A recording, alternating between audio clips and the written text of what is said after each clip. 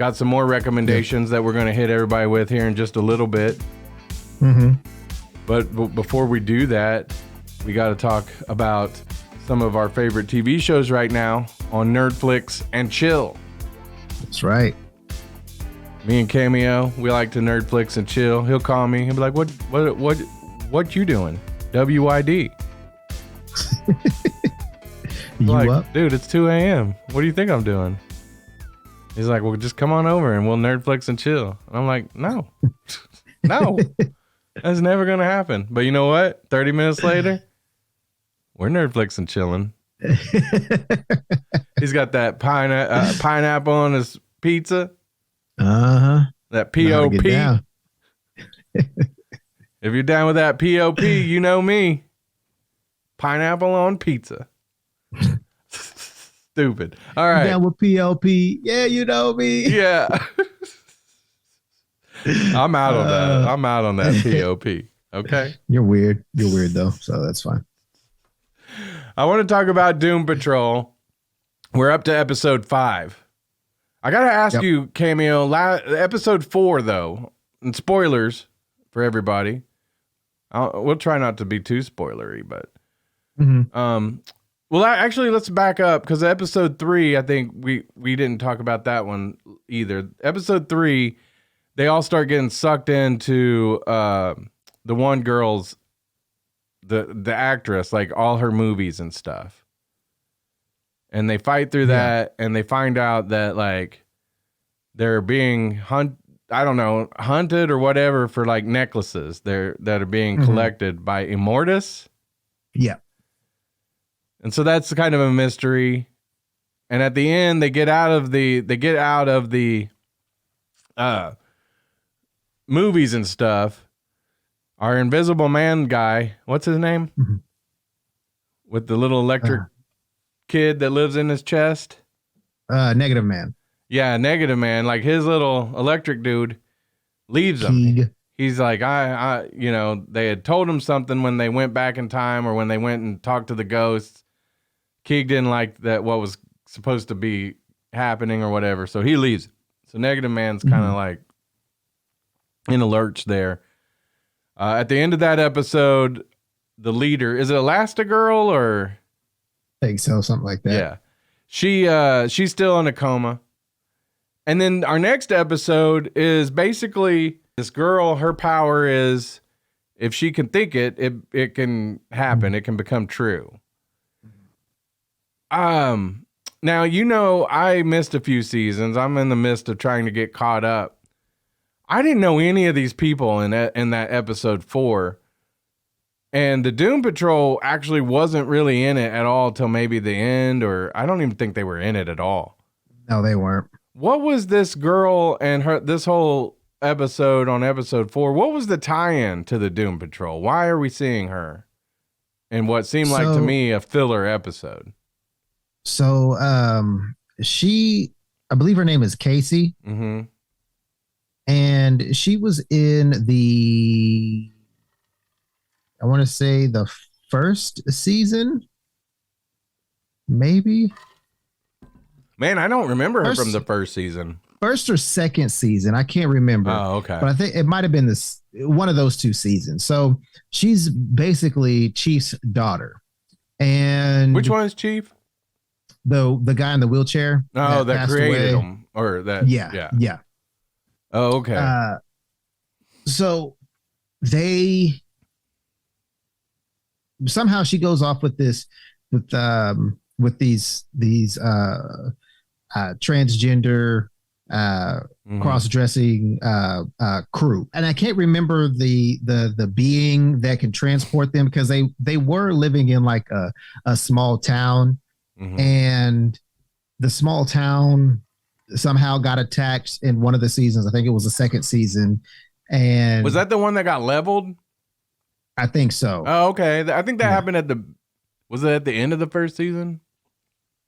Yeah, I can't remember. Yeah, but I know what you're talking about. Okay. So now they're like in like some like campy area, and now the Immortus project or whatever it was, what you find out in episode 5 is this is why all of them look the same age throughout, the past like 60, 70, sometimes I think even 80 years. And, or even longer than that, because if this is like based in the 2020s, it's like almost 90 years. Or no, 100 years, sorry. But because I think Rita, which is the Elastigirl, she was in the 20s. Her time frame was in the 20s. And yeah. So with that being said, the Immortus Project is they all have a piece of Immortus inside them, which we find out all of them look so young, or I say young, look the same age throughout time. So when that happened, that's why, because Casey is like, I want to say she should be in her 70s or 80s, but she looks like she's a little teenage girl. Mm-hmm. So that was why they brought her back into it, because she had one of the pieces of Immortus. So, what's his name? Metal Man, Jane, Rita, a Negative Man. I don't know if what's his name? Cyborg is part of that. I don't think he is, but they're all basically trying to get that Immortus piece to get back to Immortus, so I guess he can control the world. Well, in this episode or whatever, they accidentally get dosed with a potion that makes them all younger, and so it starts off where they don't look a lot younger, but they are like they have like teenage minds and whatnot, and that was pretty funny. And then as the episode goes on, they do get quite a bit younger, and so actually towards at the end we're left where like some of them are actually babies, and so we got to see how that plays out. There was one sequence at the beginning with Crazy Jane that I almost had to turn off and go throw some cold water on myself or something. Like I was like, where is this? You mean splash yourself, not rub yourself? Yeah. Splash myself with cold water, because I was like, this is about to get freaky. Yeah. Well, but that's my girl. I loved her, especially like on Orange is the New Black. Like she was funny in that. Yeah, she's awesome. So I thought this was a lot better of an episode than the one previous. The one previous was okay. Well, I liked it just because it brought that character back. Yeah. But I also didn't like it is because she hasn't been in the series for a minute, and then she's all of a sudden back in it. And it's like the whole episode. Right. Yeah. Right. Yeah. It was kind of off-putting to me but I also need to go back and catch up. Okay, one question for you before we wrap up our Doom Patrol Doom Patrol discussion here. Do you think Doom Patrol is safe? I have a feeling that you mean with all the shakeups? Yeah. I have a feeling that some of these shows may be next to get the axe, to be honest. They might be. They honestly might be the next to go. Because I kind of feel like Titans and Doom Patrol are just like meh this season. It's not like I was excited for them to come back, don't get me wrong, but it just seems kind of meh. I'm agreeing with you. I feel like it just depends. Yeah, it depends on how much they like. I feel like Titans definitely needs to go. They need to go ahead and just they need to cut it. Doom Patrol seems like it could kind of exist on its own without overlapping with any of the other things that they might be planning on doing. We've already heard Black Adam. They don't have plans to do anything else with Black Adam, at least for now. But Doom Patrol maybe could exist on its own. Cyborg, though, you never know how he's going to play into other things going forward. But Titans, I don't know. And I wanted to ask you because Titans is on a break, and I'm a few episodes behind from being caught up because I basically lost interest really quick this season. Tried to watch another episode the other day and was still like, this is not good. You've seen all the episodes so far leading up to the break. Where are you at? Should I continue watching it? Is there glimmers of hope, or is it just bad? I honestly think it's going to be picked up after. It's going to start picking up after this break. I feel like if you just want some backstory, now I want to say like backstory, like they're going back and forth with stuff, but if you want to like be up to date with what's going on in the second season, I think you should watch it. Okay. All right. You might not enjoy it. You might I don't want to hate watch it. Well, maybe you should. Ugh, I will hate watch it. We'll hate to watch it. All right, Cameo, I got a couple recommendations before we get out of here. Okay. Well, first, a TV show. If you didn't know, Letterkenny's back. The latest season. I watched it. I binge watched it. I loved it. I think that there was a season, maybe 3 seasons ago, where they were like, it centered around them filming a TV show. And they were kind of like getting drunk all the time. And I don't know. That wasn't my favorite season. But the last 2 I thought have been better. And I've enjoyed them. Yeah, I'm still behind. I'm still on season 10. I got 2 episodes left on that. I need to watch that ASAP. One of my favorite things about Letterkenny, I think Jared Kiso, you were talking about Dave Bautista earlier, would be a fun guy to hang. I think Jared would be a fun guy to hang out with. Oh, most definitely. And like his music taste, like James Gunn has great music taste. He puts music in movies that I'm like, oh, what's that? And then I end up liking that band. Same with Letterkenny. Like I look forward to the end credits just to hear what song he's playing, and then because a lot of times it's like indie bands and stuff. But I found a lot of bands that way. I love that. I love Letterkenny. I definitely think you need to get caught up. You need to watch it. Okay, I'll get caught up this week. A couple movies I'm going to recommend. Christmas is over, but Violent Night can be a movie you could watch all year long. David Harbour was in it. I finally got to watch it. I watched it twice. I loved it. I thought it was really good. Really good. Great action movie. It's got my daughter, because it's rated R for all the, violent action, because it's called Violent Night. Right. And there's some language in it. But my daughter, when she watched it, she was like, I was kind of like befuddled at how wholesome this movie was as well. I was like, yeah, because there's like, the one element of all the violence and all that, but then the family aspect of it and Santa Claus himself. They're good people. Good peeps. Yeah.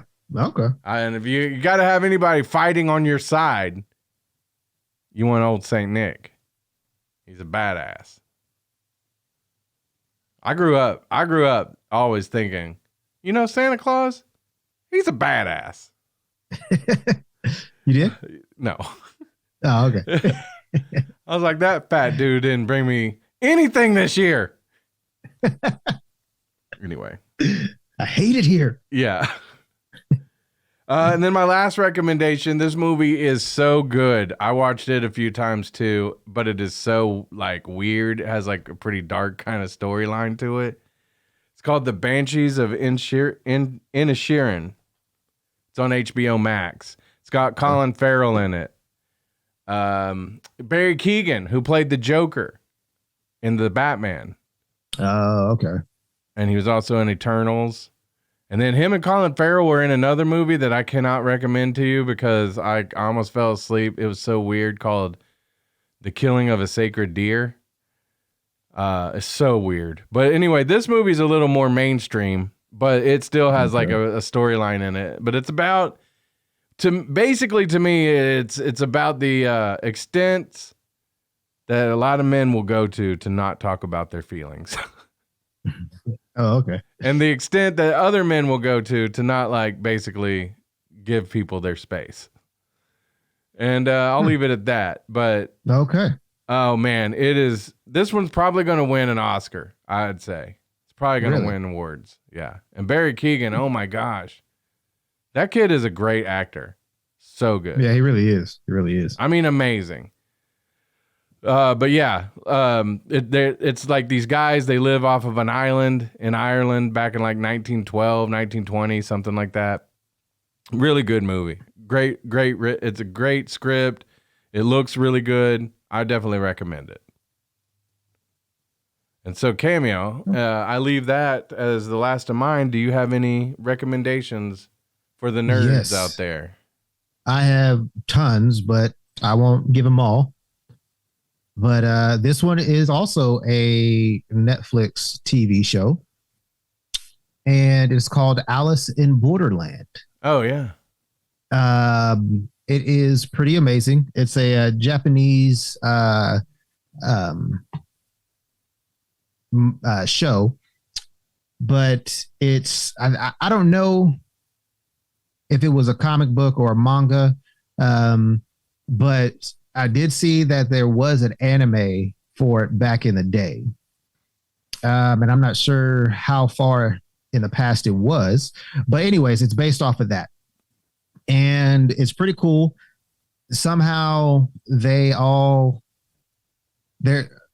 some people in Japan get transferred into a game, and they basically have to collect these cards, like playing cards, like, the suit of diamonds, the suit of clubs, suit of spades, suit of hearts.